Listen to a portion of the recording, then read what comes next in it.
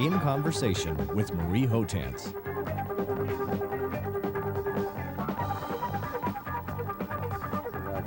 As every radio hotline producer knows, abortion has always been one of the surefire topics. All you have to do is mention the word and the calls flood in, both for and against. Whether Canadian women should be entitled to quick, safe, uncontested abortions is an ongoing battle fought by both sides on religious, legal, and moral grounds. And the man who so very often has been at the center of the controversy, the man who has been both praised and vilified, is with me now. For many years, Dr. Henry Morgentaler has operated a Montreal clinic where he's performed thousands of abortions. Recently, he announced that he's considering opening similar clinics in places like Toronto and Calgary. Dr. Morgentaler, you're not a kid anymore. You're not a young man. You've been through so much. I mean, are you ready to march into the fray again for this cause? Well, I made a commitment that I want to extend the benefits that I have won for Quebec women to women across the country. Because in my clinic in Montreal, I still receive women who come for abortions from as far away as 1,000 miles, very often stranded in fog or snow in St. John's, Newfoundland, or traveling by train 24 hours from Halifax, or 15 hours from Moncton, New Brunswick, or 12 hours in a bus from Sudbury. And I don't believe it's acceptable to deny women a medical service to which I believe they're entitled, and to provide inferior medical services even to those women who need abortions because of the red tape and the delays that are associated with. Is that the main problem? Yes, the delays? main problem is the unavailability of abortions in many parts of the country, and when they are available, unfortunately, because of the hospital system, the committee system, the red tape, abortions are done much later when they should be, when they are much more dangerous. Is that your main objection to the present system? Yeah, my main objection is that women who need this service are not well treated, that they do not receive the full benefit of medical science. And this is in great contrast to what's just happening below our border, where abortion is on request. A woman can go to a doctor and say, "Doctor, I need an abortion." And if he has the means or he's working in a clinic, he can provide this service without delay, without great cost. And he protects thereby the health of women. So in effect, I'm not really interested in debating the pros and cons of should a woman have an abortion or not. I believe this is a decision to be made by the woman concerned primarily, without interference by people who are against it or by the state or whoever else. But what I'm mainly interested in is the protection of the health of women who need this service. It's just as simple as that. Are you disturbed by a trend which seems to be going on in this country, and one reads about cases in British Columbia, on the East Coast, as you have just mentioned, where the anti-choice or the anti-abortion people are getting themselves elected to hospital boards and then are shutting down the therapeutic abortion committees? Yeah, I'm very disturbed by that, and this is exactly what's happening. I'm aware of that. For instance, when I mentioned Moncton, New Brunswick. New Brunswick is a province where Moncton was about the only city where abortions were still available in the hospital. And because of the pressure of the anti-abortion people, this hospital now shut down their committee. They don't provide any abortions. So what's happening really to these women is that instead of having their procedure in their own community, in their city, they have to travel to Montreal, 15 hours on a train overnight, and arrive exhausted for a 5 to 10 minute procedure, which they should have in their own community. And in fact, these anti-abortion people, what they're doing is they're threatening access to a medical service which women should have, and they don't realize that this is exactly what they're doing. They're not preventing abortions, they just make them more difficult. They make it more dangerous for women. And I think that those people, 3 out of 4 Canadians now who agree with us that abortion should be a private matter, and that when a woman has decided she wants an abortion, she should have one under good medical conditions, that we have to mobilize, we have to organize and counteract these fanatics who want to impose their view of morality on everybody else. And I don't agree that they're well organized.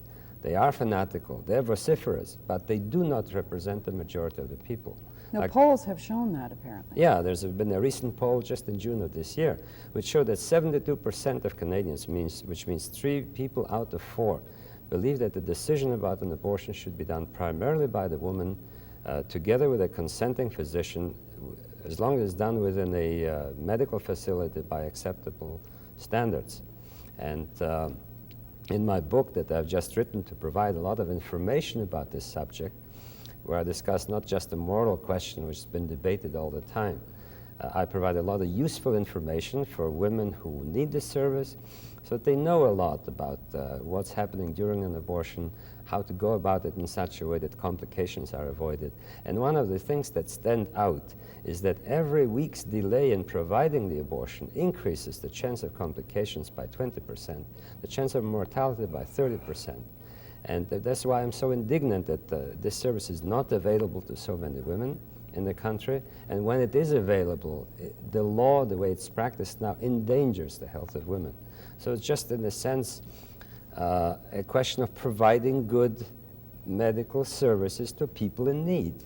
But as the law is presently constituted, at least as I read the criminal code, if you were to set up a clinic in Calgary, for instance, what you're doing is against the law, because as no, well, that's exactly it. The situation in Quebec, many people don't realize that, sorry, in Quebec we do have now not only private clinics, such as the one that I operate, which do not have a committee and where there's an abortion on request without delay, but we also have government-sponsored clinics. And I train the doctors for these clinics, which are funded by the government, where abortions are performed without a therapeutic abortion committee. It's in a facility which is not a hospital. So in a sense, what's happening is that women in Quebec now have better access to abortion facilities and to protection of their health than women in any other part of the country. And in the most Catholic province of the country, that's surprising. It used to be the most Catholic province in the country, but it has made tremendous progress in opening up to new ideas, to new vistas. There's a tremendous ferment and a tremendous acceptance of different lifestyles. It's a much more open society. It's a very zestful society. I think Quebec now is ahead of the rest of the country as far as contraception and abortion is concerned.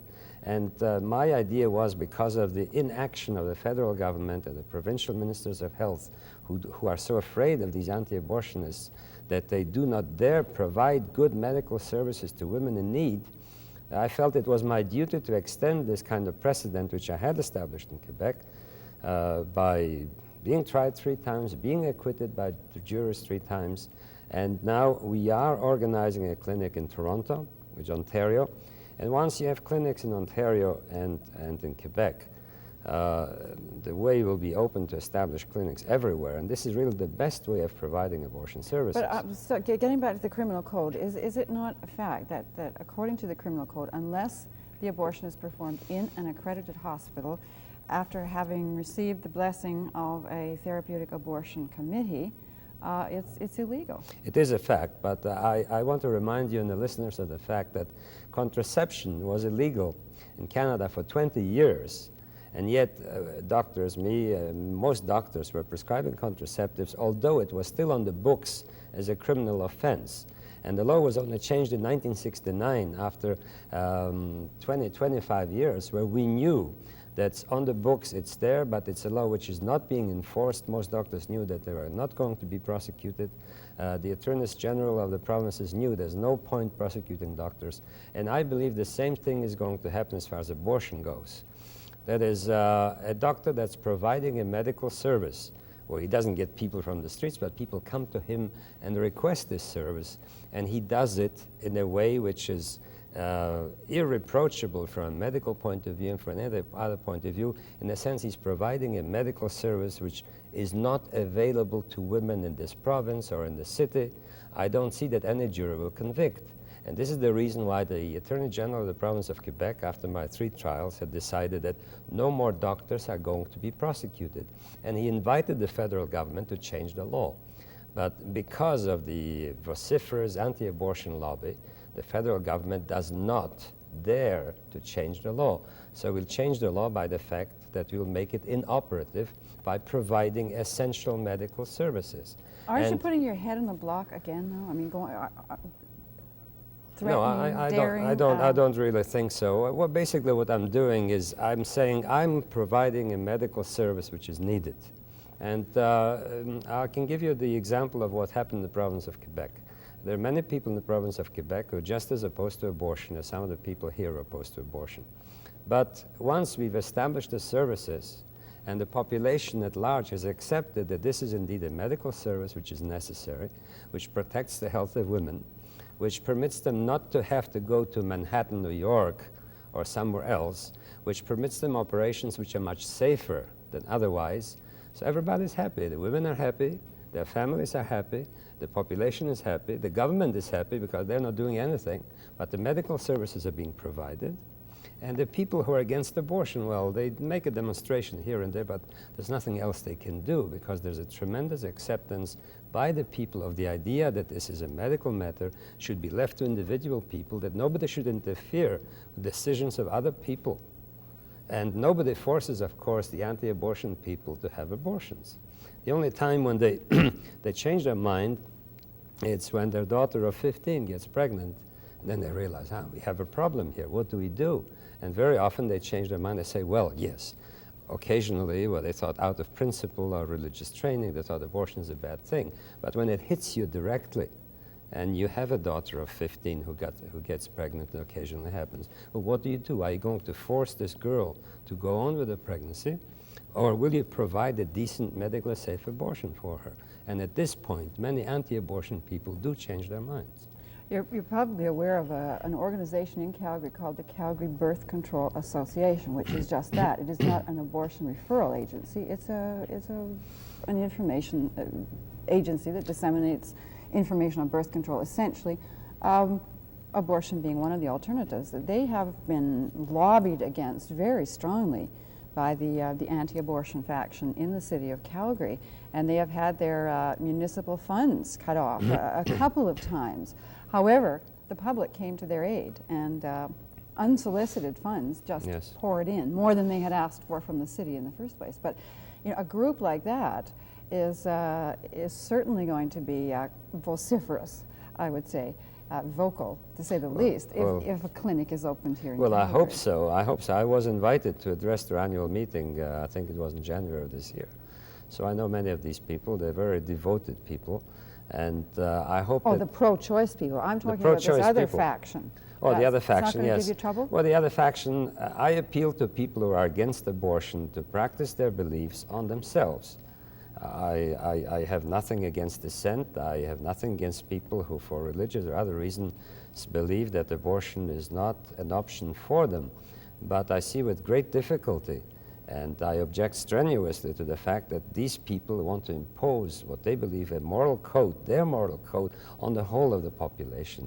And this is absolutely unacceptable in a democratic society, and especially in areas such as abortion, where it's a question of a medical service which is badly needed, where the health of the woman, even her life, might be in danger if she does not receive proper medical care. I think it's completely unacceptable that these people should interfere with the health and with a responsible decision by a woman or a couple to interrupt a pregnancy. Very often these are the same people who are quite vehemently opposed to sex education or family education or contraception information being passed along through the school system. What do you say to those people? Well, and you know, you look around and you talked about the 15-year-old girl who suddenly finds that she's pregnant. That teenage pregnancies are very much on the increase. Yeah, definitely, and this is a great problem. This is a great paradox in the sense that people who are against abortion should be logically in favor of all measures to prevent unwanted pregnancies and to prevent the need for abortion. But in fact, they're also against effective contraception, and they're also against sex education, and it's quite paradoxical, and the only way to explain that is that it's all due to religious indoctrination. And the people who have this kind of religious indoctrination, they're so fanatical very often that you just cannot reach them with any reasonable arguments. And consequently, the only thing you could say to them is, be compassionate, be kind to your fellow human beings. You're against abortion. Nobody will force a woman to have an abortion. Nobody will force a doctor to perform an abortion if it's against his principles. But please, be kind enough and compassionate enough and show kindness to your fellow human beings, to women who feel that abortion is an option which is responsible for them, is their only solution, and please allow them the medical facilities which will provide these operations in safety and dignity. This is my appeal to them. Well, on that note from Dr. Henry Morgentaler, we'll take a break and be back right after this.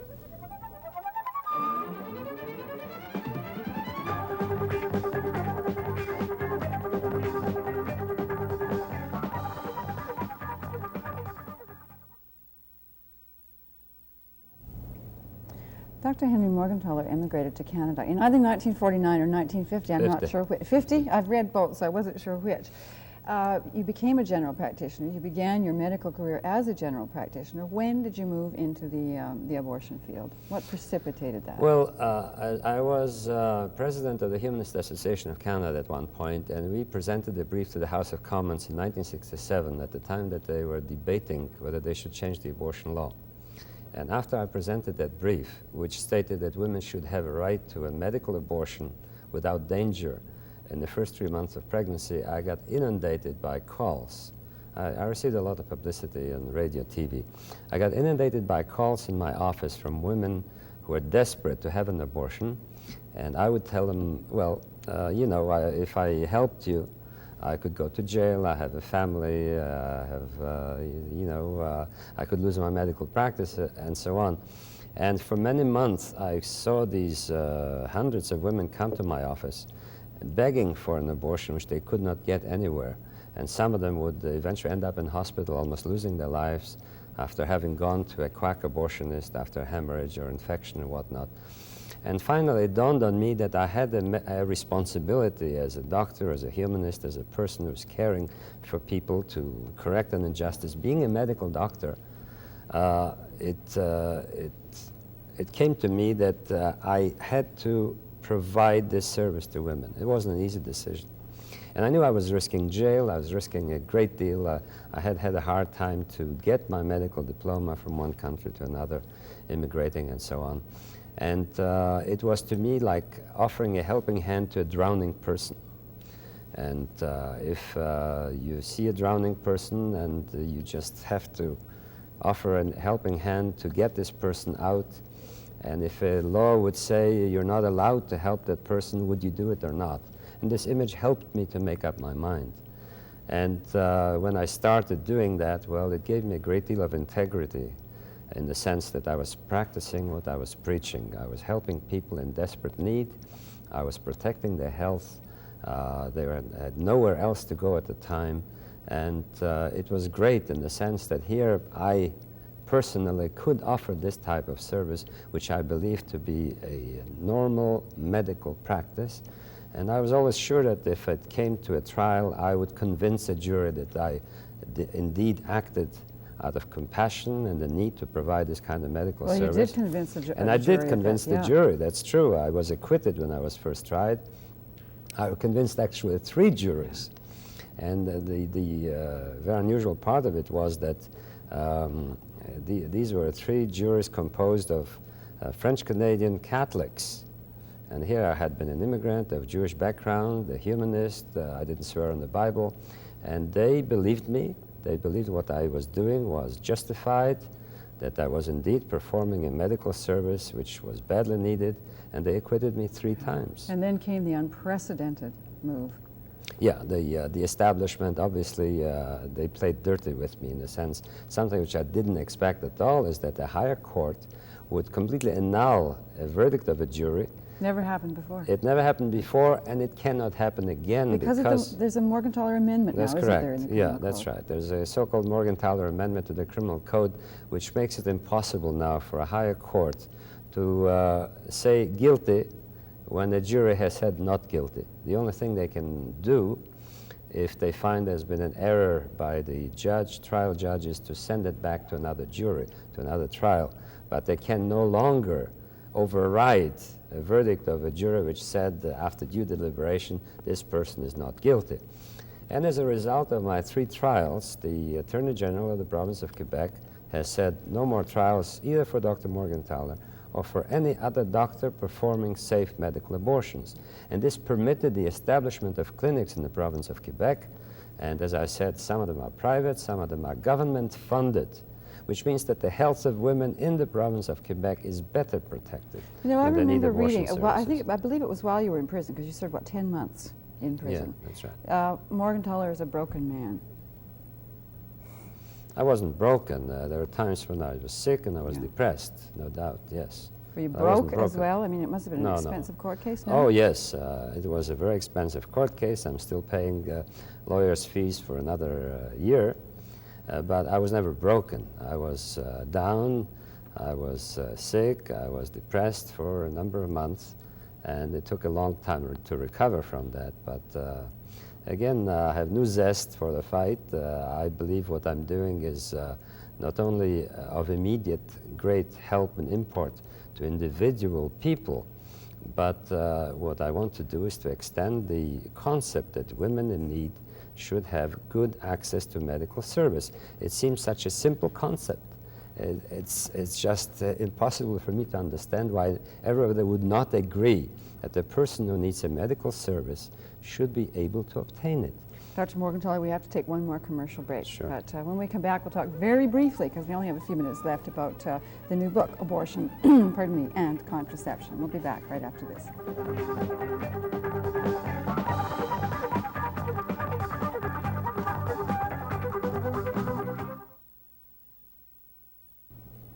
As I mentioned, Dr. Morgentaler has written a book titled Abortion and Contraception, and it deals with a number of clinical areas, also abortion and morality, the law, religion, possible complications, methods used, embryological development, the reproductive system.